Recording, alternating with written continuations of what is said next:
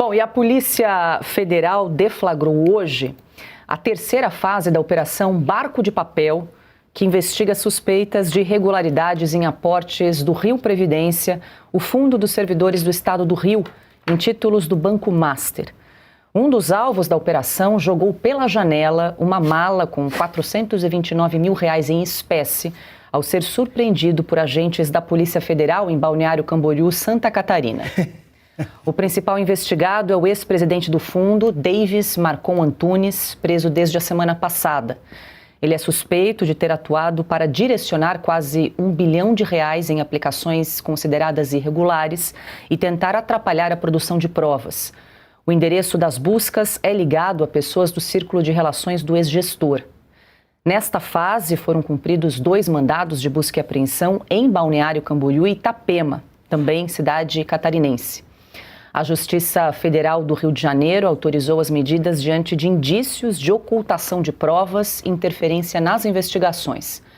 Também foram apreendidos 2 carros de luxo, 2 celulares e documentos.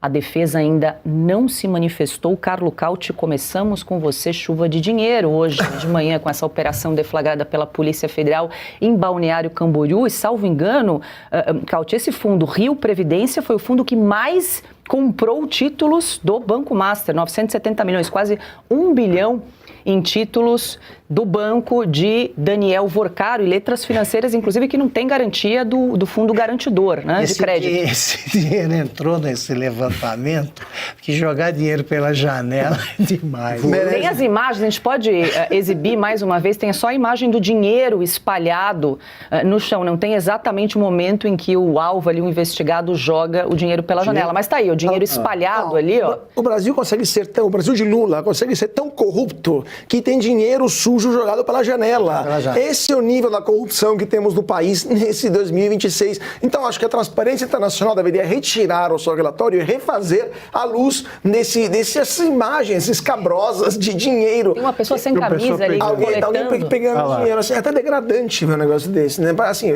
vem à minha mente a frase "quem quer dinheiro", né? Do Silvio Santos, porque só pode virar piada um negócio desse. E depois a gente tá tão bem posicionado no ranking da transparência, a CGU vem dizer que é só percepção. Temos notas jogadas pela janela de roubalheira, claramente, que são a prova de que o Brasil, sim, a gestão Lula piorou e muito nos rankings de corrupção. Mas nesse caso da Rio Previdência, o mais grave é que o dinheiro não era da Rio Previdência, era dos trabalhadores, dos funcionários públicos, dos servidores do Estado do Rio de Janeiro, que confiaram na Rio Previdência as suas aposentadorias, ou seja, todos os meses o seu contra-cheque era em parte retirado o valor para colocar nesse fundo de previdência para, depois de 30, 35, 40 anos, receber uma aposentadoria. Eles não receberão. Os trabalhadores, os funcionários públicos do Rio de Janeiro não conseguirão se aposentar, pelo menos não com os valores que eles aplicaram, por causa desta fraude. Porque o presidente da Rio Previdência, que claramente tem que responder isso para as autoridades, decidiu de forma criminosa, porque isso aí é um crime, colocar dinheiro em um banco que não havia nenhuma garantia, um banco de um aventureiro do mercado financeiro, né, um banco que não fornecia uma solidez que se espera quando você coloca dinheiro de aposentados, de trabalhadores públicos, que depois serão um dia aposentados e pensionistas, e mesmo assim colocou R$1 bilhão, que sumiram e que não voltarão para os cofres da Rio Previdência. Então, para os trabalhadores do Rio de Janeiro, só sobrou agora fazer as contas de quanto eles ainda têm em caixa, porque com certeza esse dinheiro não vai mais ser pago para as suas aposentadorias e pensões. Pois é, Marcília, vamos acompanhar quanto tempo, né, esse diretor do Rio Prev vai ficar preso, né, o Davis Marcon Antunes. O Vorcaro ficou 12 dias preso, segue em casa com tornozeleira eletrônica. Os ministros do STF já devem estar nessa hora tremendo a mão para dar um habeas corpus e livrar o sujeito, né? Infelizmente, a gente estava até conversando, eu não lembro nem se fora do ar ou antes de entrarmos no ar, não estávamos falando disso, a impunidade é a grande dama da corrupção, né? Se a gente tem aqui uma culpada, vamos dizer, para além das pessoas, dos políticos, dos ministros, dos juízes, enfim, dos envolvidos diretamente, a grande culpada é a impunidade. E a impunidade tem muito a ver com o judiciário. a gente fica falando, porque vamos botar a lei assim, botar a lei assado, o que adianta se você tem sempre um ministro para oferecer o unguento, para oferecer a solução, né?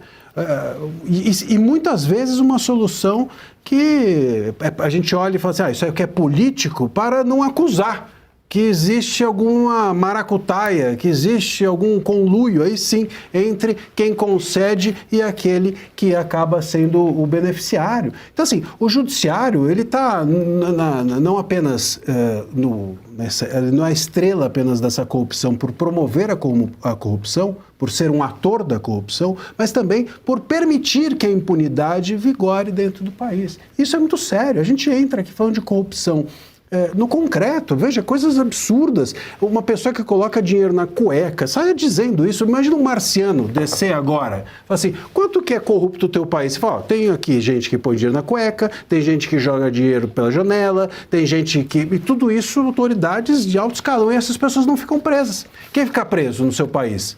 Perguntaria o marciano. Bom, uma pessoa que escreveu na estátua, perdeu o mané, numa estátua horrível, aliás, estátua que tem ali na frente do Supremo. Essa fica presa.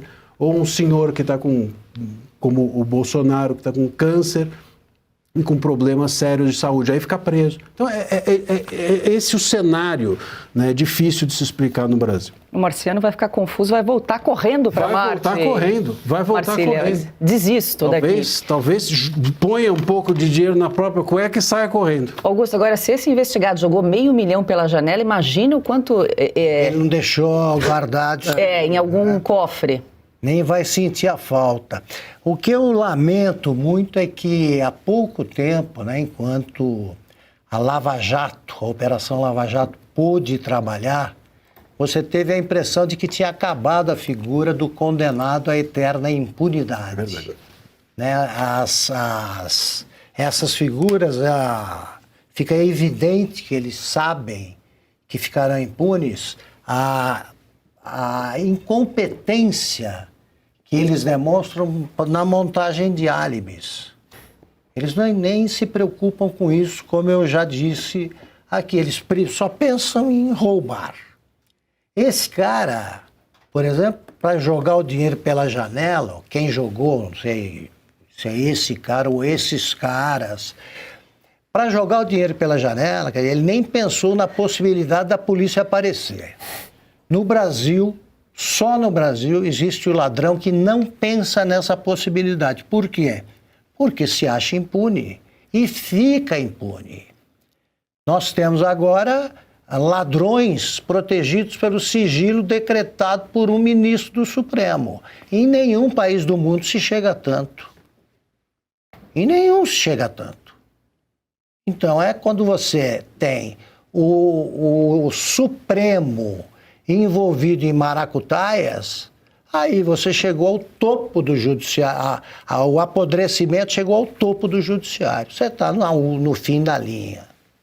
Pois é, Ana, algum tempo a gente já tem traçado aí as semelhanças, né, entre a Operação Lava Jato e esse escândalo do Master, mas pelo menos na Lava Jato, e essa imagem aí do dinheiro pela janela é um fato que nos remete à Operação Lava Jato. Agora, pelo menos lá nós tínhamos um judiciário interessado, né, em punir, em condenar, em prender. Agora nós temos a cúpula do judiciário envolvida nesse escândalo.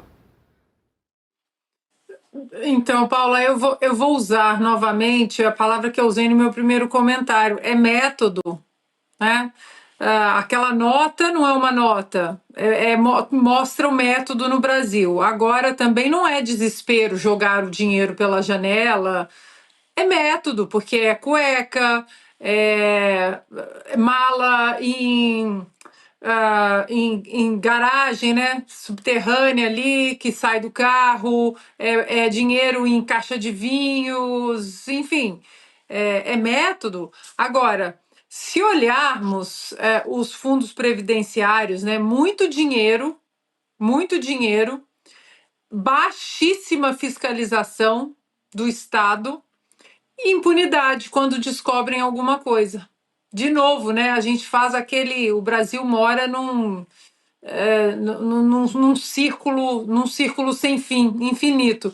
E aí o aposentado, coitado, né? O aposentado é que financia esses criminosos, que financia essa vida boa que eles têm. E aí você vê a pior combinação que a gente vê sempre na história, que é um banco corrupto que pertence ao setor privado, mas às garras do Estado.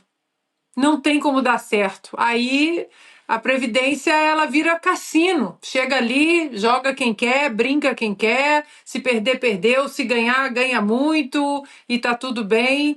E o servidor, o aposentado, aquele que mais necessita, vira refém exatamente da impunidade e da falta de fiscalização.